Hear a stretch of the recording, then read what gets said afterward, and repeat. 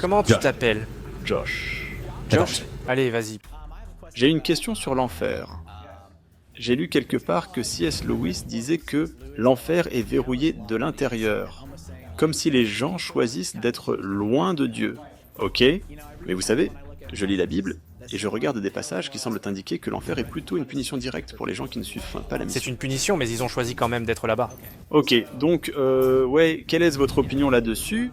Et genre, où se trouvent les limites de ce qui est biblique là? S'il y a un Dieu, il n'y a que deux destinations possibles. Soit vous serez avec Dieu, c'est le paradis. Soit vous serez séparés de Dieu, c'est l'enfer. Vous dites, qu'est-ce qu'il y a de si mauvais en enfer, de si mauvais dans la séparation d'avec Dieu? Eh bien, réfléchissez à cela.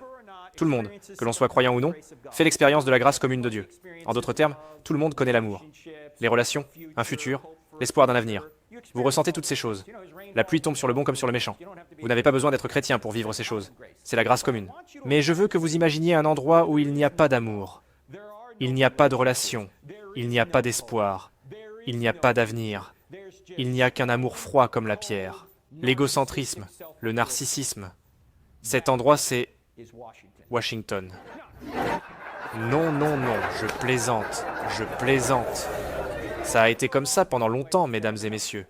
C'est cela l'enfer. Vous êtes séparés de la source ultime de bonté par votre propre choix.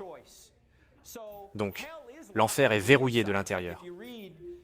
En fait, si vous lisez Jésus, quand il parle de Lazare et de l'homme riche ne dit pas « Hé, fais-moi sortir d'ici, je ne devrais pas être ici ».